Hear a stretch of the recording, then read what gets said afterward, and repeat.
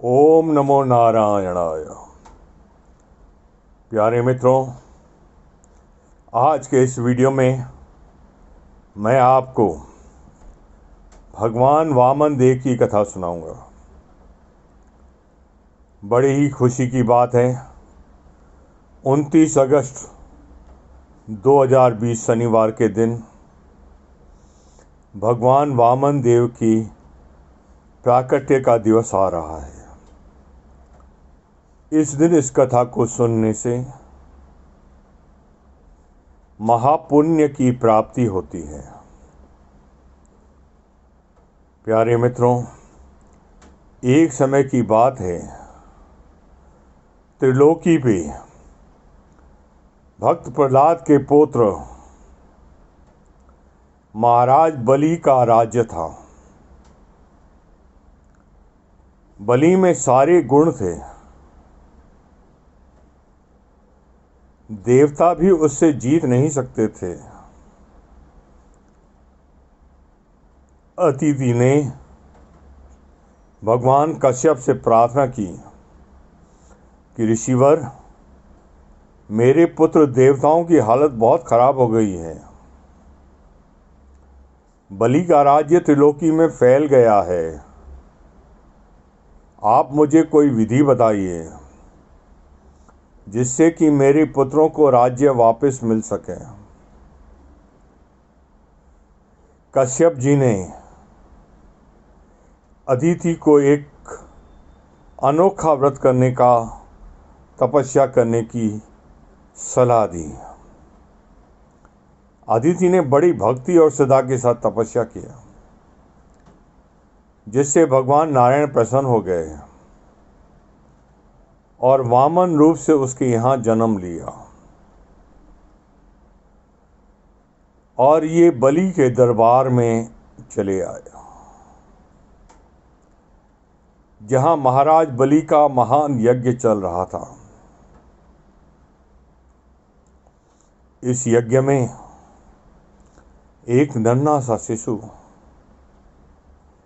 5 वर्ष की आयु का सा शिशु, बड़ा ही तेजस्वी ब्राह्मण बालक भिक्षा लेने के लिए आया। द्वारपालों ने कहा, ब्राह्मण देवता क्या चाहिए मांग लो। तो उसने कहा, मुझे जो मांगना है मैं राजा बलि से ही मांगूंगा। ब्राह्मण की जिद को सुनकर राजा बलि आए। बोले, ब्राह्मण देवता मांग लो, जो चाहिए आज तुम्हें सब मिलेगा। राज्य चाहिए, जमीन चाहिए, बंगला चाहिए, कन्या चाहिए, वाकई लिए जो चाहिए सब मिलेगा। इस पर वामन देव बोले, मुझे सिर्फ 3 कदम जमीन चाहिए जहां मैं तपस्या कर सकूं। वामन देव की बात सुनकर राजा बलि बड़े हंसे कि तुम बलि के दरबार में आके इतनी छोटी सी चीज मांग रहे हो। अच्छी तरह से सोच लो तुम्हें क्या चाहिए, मैं तुम्हें सब कुछ दूंगा। पर वामन देव बोले, मुझे तो सिर्फ 3 कदम जमीन ही चाहिए। तुम हाथ में पानी लेकर संकल्प कर लो और मुझे 3 कदम जमीन का दान दे दो। महाराज बलि ने जैसे ही हाथ में संकल्प लेना चाहा, तो इधर बलि के यज्ञ में मंत्रोच्चारण हुआ। इदम विचक्रमे तेधा निदे पदम समूढ़म अस्य पांसुरे। इस मंत्र को सुनते ही शुक्राचार्य का दिमाग ठनक गया। उठ करके राजा बलि के पास है, बलि रुक जाओ, इसे 3 कदम जमीन का दान मत देना।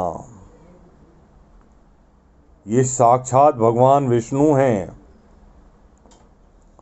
ये 3 कदम में तो ब्रह्मांड को नाप लेंगे। तुम इसे कहां से दोगे? तब राजा बलि बोले, यदि ये भगवान हैं और लेने आए हैं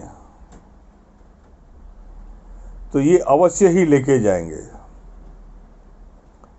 चाहे मैं खुशी से दूं चाहे रोक के दूं। यदि ये लेना चाहते हैं तो मुझे देना ही पड़ेगा, तो मैं खुशी खुशी क्यों न दे दूं। शुक्राचार्य जी ने बहुत ढंग से समझाया, पर बलि नहीं माने और उन्होंने हाथ में जल लेना चाहा। शुक्राचार्य जी ने अपनी आंख उसके कलश के मुंह पे लगा दी। वामन देव ने तिनके से उनकी आंख को फोड़ दिया। महाराज बलि ने संकल्प किया तो भगवान ने एक ही कदम से सारी पृथ्वी को नाप डाला। दूसरे कदम से ऊपर के सारे लोग, स्वर्ग आदि सारे लोग नापते लिए। अपने शरीर के विस्तार से 10 दिशाओं को नाप लिया। बोले, बलि मैंने तो 2 कदमों में वो सब ले लिया जो तुम दे सकते थे। अब बताओ मैं तीसरा कदम कहां रखूं? क्या तुम्हारे पास इसके लिए कुछ है? अब तुम्हारे पास कुछ नहीं बचा है, इसे बांध लिया जाए। तब बलि बोला, भगवान जब आपने 3 कदम मांगे थे और मेरे गुरु ने कहा 2 ही कदमों में सब नाप लोगे, तो मैं सोचने लगा कि फिर आपने तीसरा कदम क्यों मांगा है,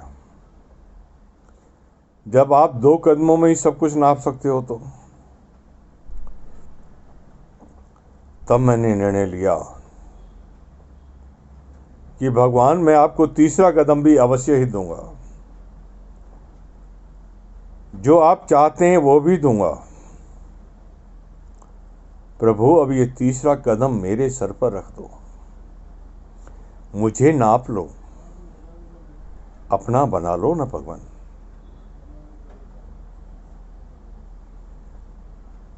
और इस प्रकार से सब कुछ राजा बलि ने भगवान को समर्पित कर दिया। बोलो श्री कृष्ण बलदेव की जय, वामन देवता की जय। बलि से इस दिन सब कुछ छीन करके भगवान ने त्रिलोकी का राज्य इंद्र को लौटाया था। इसीलिए ये दिन इंद्र के लिए भी बड़ा प्रिय हुआ है। मित्रों, आज के इस वीडियो में बस इतना ही। दूसरे वीडियो में मैं बताऊंगा आपको कि मेरी नज़र में वामन अवतार के प्राकट्य का क्या अर्थ है।